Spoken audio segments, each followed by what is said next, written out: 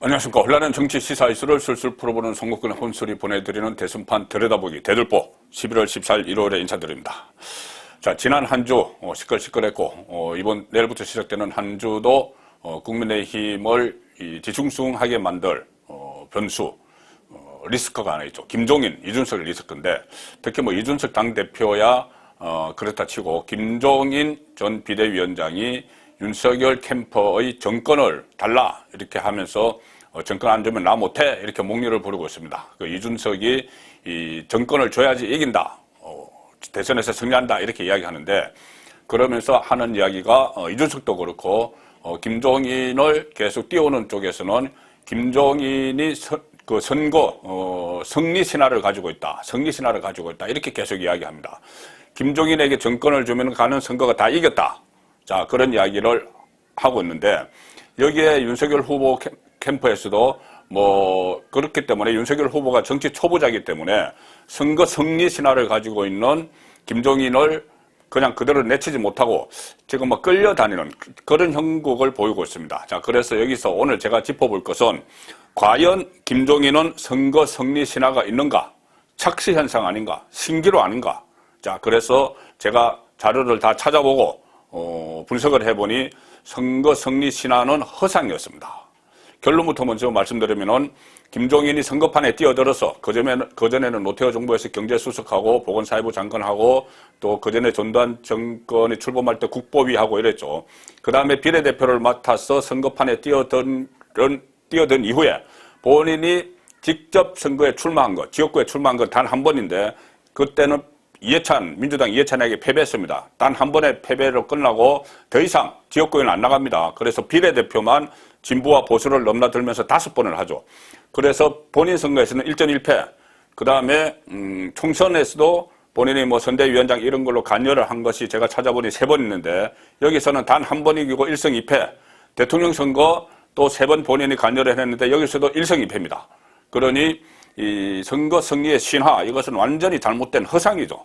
그냥 이 기자들도, 지금 이 취재를 하는 기자들도 그냥 선거 승리, 그러니 문재인 정권 탄생에 기여를 했고, 그전에 총선에서 이겼고, 민주당 그 총괄선대위원장을 하면서 선대위, 비대위 대표죠. 이거 하면서 이긴 거, 이런 것만 내세워서, 선거 승리 신화다. 바로 작년에 4.15 총선에서 국민의힘 계열이 참패를 할 때, 그때 총괄선대위원장이었는데 그때는 공천권을 안 줘서 그렇다, 이준석이 이렇게 이야기하죠. 세상에 공천권 다 주고 선거 지휘권 다 주는 정당은 없습니다. 공천은 공천대로 하고 선거 지휘는 선거 지휘대로 하죠. 말도 안 되는 이유를 내세워서 그때는 김종인 때문에 진 것이 아니다 그러는데, 제가 하나하나 차근차근 한번 살펴보겠습니다. 일단 이 김종인 논란은 정체성 부분에 논란이 있습니다.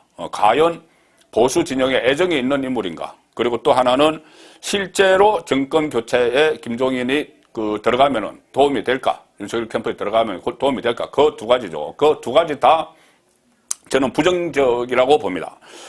정체성 문제 상당히 모호하죠. 말씀드린 대로 보수 진보 넘나들면서 5번의 비례대표 전국구를 했습니다. 그리고 보수 진영에 대해서는 여러 번 악담을 넣어놓은 적이 많습니다. 최근만 해도, 가령 예를 들어서 이 4.15 총선, 작년 4.15 총선에서 미래통합당 총괄선대위원장을 맡았는데 참패를 했죠. 그러고 나서 김종인이 했던 말은 그겁니다.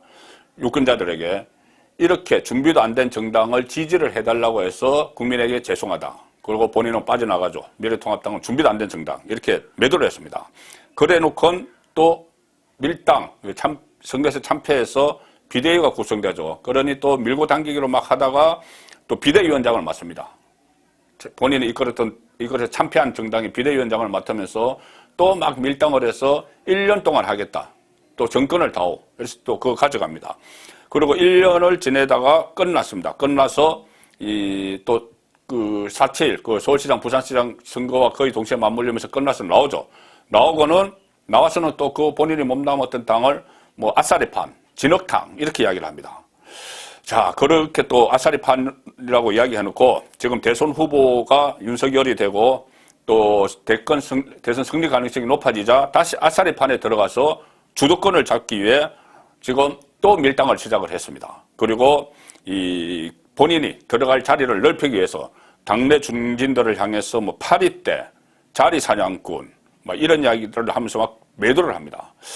자, 이 상황에서 이 정체성도 정말 모호하고 보수 진영에 대한 애정은 없는 것 같고, 이런 상황에서라도 어쨌든 뭐 흥묘, 백묘론, 뭐 검은 고양이든 흰 고양이든 지만 잡으면 된다. 그러면 정권 창출에 도움만 되면 된다. 이 이야기인데 과연 정권 창출에 도움이 될까? 그것은 본인의 정치 이력을 살펴보면 알 수가 있겠죠. 자, 일단 그 실제 도움이 되지 않을 가능성이 높은 것이 김종인은 구태 정치의 표본입니다. 윤석열은 새로운 정치를 하는 것이죠. 어쨌든 본인이 국회의원도 한 번도 하지 않았고 보수가 탄핵당하고 나서 새로 보수를 재건하는 그런 입장이기 때문에 새로움이 무기인데 새로움. 김종인은 그것을 다 갉아먹습니다. 뭐 비례대표 5선 이것도 그렇지만 노태우 정부 경제수석을 할 때 동아은행 비자금 수수 사건 여기서 유죄를 받았죠. 그때 당시 뭐 검사 홍준표가 자백을 받아냈다 이런 말도 있었는데, 자, 1993년에 2억 1천만 원 수수를 한 혐의로 2년간 복역을 합니다. 그때 당시 이 김종인은 노태우 정부 경제수석으로서 무슨 뭐 재벌 개혁, 뭐 경제 민주화 이런 것도 막 얘기하고 다녔습니다. 그 이후에 본인이 하는 이야기도 전부 경제 민주화, 재벌 개혁 이러고 하고 다녔죠. 그런데 그 이야기를 하면서 경제 민주화를 이야기하면서 다 썰어져가는 은행에서 2억 1천만 원을 받은 범죄를 저지른 겁니다.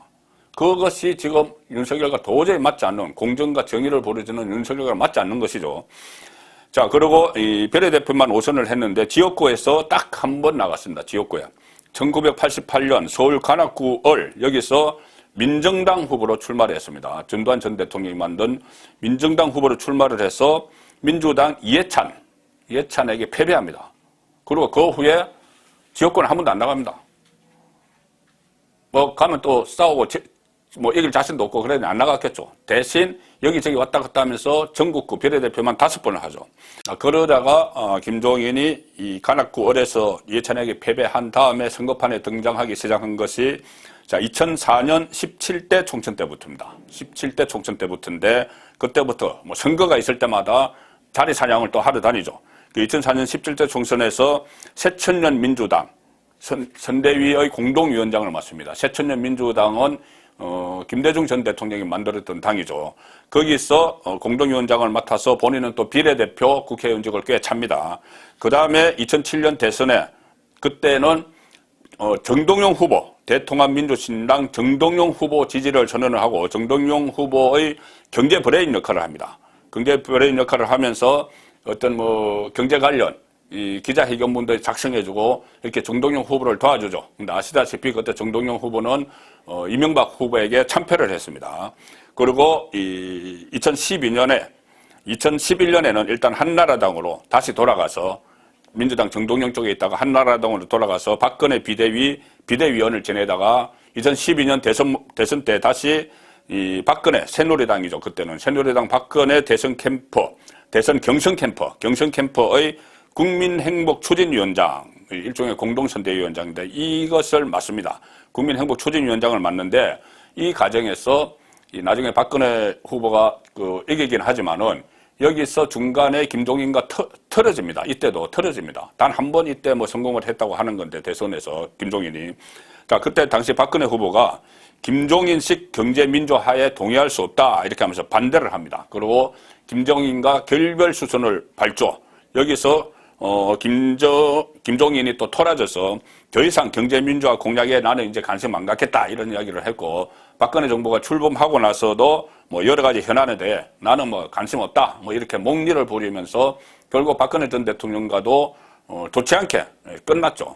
끝나고 그때 선거 상황도 김종인이 국민행복추진위원장으로 있어서 뭐 기여를 했다고 하는데 그때 선거 상황도 사실 문재인에게 좀 지고 있었죠. 지고 있었다가 막판에 이 영남 표심이 막 쏠리면서 박근혜 후보가 승리를 한 그런 순간을 기억을 하실 겁니다. 자, 뭐 대구, 부산 이쪽에 경남, 경북 이쪽에 있는 어르신들이 수도권에 있는 자녀들에게 막 전화를 해서 뭐 박근혜 찍어라 뭐 이런 이야기도 있었다고 그때 상당히 막판에 막 확산이 됐죠. 그래서 박근혜 후보가 이기는 그런 결과를 낳았는데 그때 김종인은 아무 역할도 하지 않았습니다. 오히려 그 뭐 경제민주화 이것을 가지고 박근혜 후보에게 부담을 줬을 뿐입니다. 그런데 어쨌든 그 선거에서는 박근혜에게 이겼으니 이것이 일성이라고 치면은 딱 이것이 대선에서 김종인이 참견을 해서 거둔 유일한 일성입니다. 본인이 그렇게 내가 일성했다고 이야기할 수 있는 것이죠. 그러다 2016년 20대 총선, 여기서는 더불어민주당 비대위원회 대표 겸 선대위원장 이렇게 해서 총선을 이끕니다. 이때 문재인이 삼고 처리하고 막 그렇게 했죠. 또 정권을 달라 또 그때도 그런 이야기를 했습니다. 그래서 민주당이 그 선거 결과 2당에서 제2당에서 제1당으로 한석차 123대 121로 승리합니다. 그런데 이것이 김종인이 과연 민주당을 잘 이끌어서 승리를 했느냐? 그때 또 기억하시겠지만은 김무성 대표의 옥새 들고 나르사 공천파동, 극심한 공천파동이 있었습니다. 자, 박근혜 전 대통령 시절이죠. 극심한 공천파동.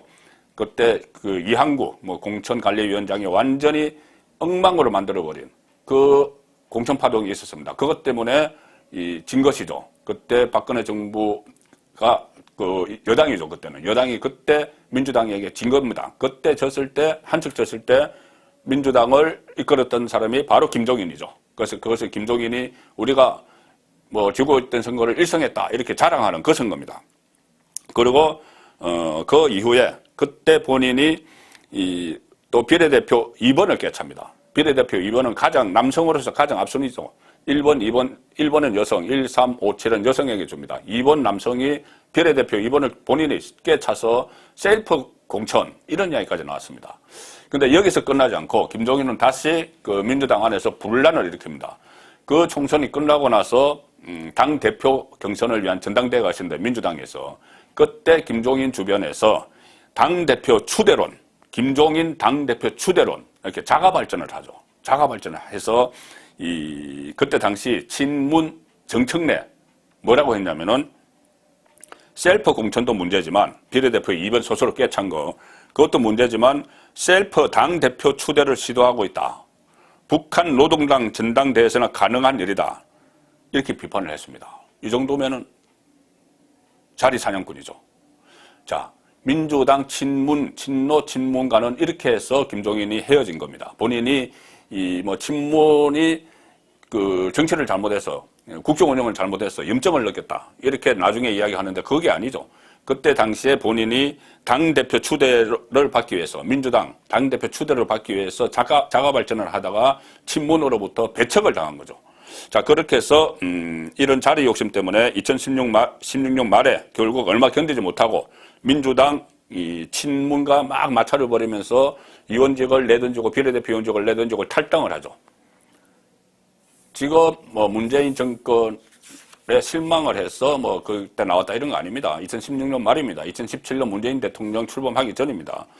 자, 그리고 민주당이 그때 제1당이 된 덕에 박근혜 전 대통령 탄핵도 사실상 가능했습니다.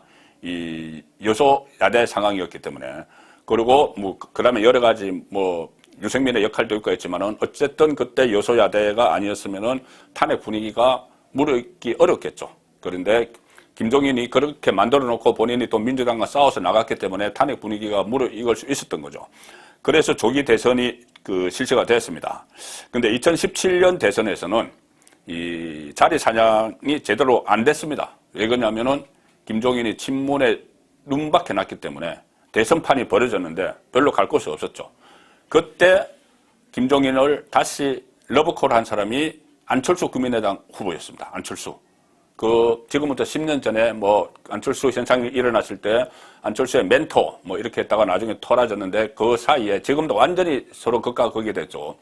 앙숙이 됐는데 그때 2017년에 다시 안철수가 김종인에게 손을 내민 적이 있습니다. 뭐냐면은 이 안철수 대선 후보가 국민의당 후보가 국민 대통합 협치 구상 이것을 발표합니다. 국민 대통합을 해서 이 개혁 공동정부 준비위원회를 만들겠다. 공동정부. 내가 대통령이 되면은 내가 정권을 다 갖는 것이 아니고 나눠주겠다. 그리고 가령 예를 들어서 내각 구성권 이런 것은 김종인에게 주겠다. 김종인 박사에게 주겠다. 이렇게 해서 김종인이 이 개혁공동준비위원회 안철수가 만든 개혁공동정보준비위원회 위원장을 안철수가 제의를 하고 별로 할 일이 없던 김종인이 그것을 냉큼 받아들입니다. 받아들여서 이 위원장 자리에 앉았죠. 그래서 뭐 안철수 정부가 구성되면 김종인이 내가 구성권을 갖는다 이런 발표까지만 나왔습니다. 그런데 어쨌든 그것도 또 허지부지 됐고 안철수는 그 선거에서 3위를 했죠. 문재인, 홍준표에 이어서 국민의당 안철수가 3위를 했습니다. 자, 그리고 다시 또 나와 있다가 2020년에 미래통합당이 또 총괄선대위원장으로 또 자리에 앉히니 그 한교안 대표가 요청을 했죠. 거기 또 밀고 당기기를 하다가 총괄자 또 가지고 그 국민의힘, 그러니까 당시 미래통합당이죠. 그 선거를 이끌다가 결국은 사상 초유의 참패를 한 그런 선거일들이 지금 쭉 있습니다. 그 참패로 보수 몰락이 가속화되기도 한 그 선거였죠. 자, 그렇게 보면은 결국은 김종인의 선거 승리 신화는 허상이다. 이 자기 선거 간악을 1988년에 1전 1패 그 이후에 선거에 자기 선거 지역구 선거에 안 나옵니다. 비례대표만 다닙니다. 그리고 총선에 관여한 것이 2004년 17대 새천년 민주당 공동선대위원장이 있는데 그때 새천년 민주당은 뭐 탄핵 전국이고 탄핵 선거고 그래서 열린우리당과 한나라당이 1, 2당이 되고 민노당이 제3당이 되고 했는데 어쨌든 본인이 공동선대위원장으로 참여를 했던 그 선거에서 새천년 민주당이 얻은 국회의원 의석수는 단 9석입니다. 9석밖에 못 얻었고 그 다음에 2016년 20대 총선 그때는 민주당 비대위 대표 선대위원장으로 해서 한 석 딱 더 앞서서 승리를 했고 2020년 21대 총선에서는 미래통합당 총괄선대위원장을 맡았는데 참패를 했죠. 그래서 총선은 1승 2패. 자, 대선은 2007년 정동영을 도와줬다가 패배를 했죠. 2012년 박근혜 도와줘서 어쨌거나 박근혜 후보가 이겼습니다. 이것을 승리로 치면은 그리고 2017년에는 안철수 도왔지만 패배. 그래서 대선도 1승 2패, 총선도 1승 2패, 본인 선거 1전 1패. 이 상황에서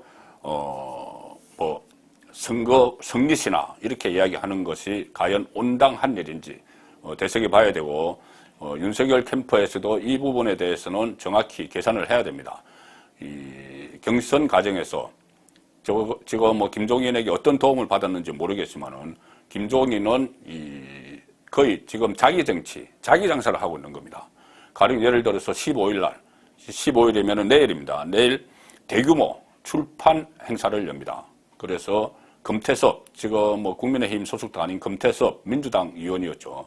금태섭을 위원장으로 발간위원회까지 구성을 하고 원래 10월에 하려던 것을 이 경선 후보가 확정되고 나서 그 직후에 대규모 출판 기념회를 열고 신문 광고 일면은 아니고 그 뒷면에 전면 광고를 하고 이렇게 하는 것은 지금 김종인이 정치를 하는 것이지 윤석열을 위한 것이 아닙니다. 자, 그렇게 되면은 결국 대선 국면에서 빛을 발해야 될 윤석열 후보보다 그 뒤에서 상황 노릇을 하려는 짜르 형세, 여의도 짜르라고 하는데 이것들도 완전히 허상입니다. 제가 말씀드린 이런 선거 그동안의 과정, 그뿐이 아니고 정체성, 도덕성 다 따져도 여의도 짜르가 아니고 여의도의 노련한 정치 기술자 정도일 뿐입니다. 윤석열 후보가 착시 현상에 흔들려서는 안 될 것 같습니다. 송국근의 대들보였습니다.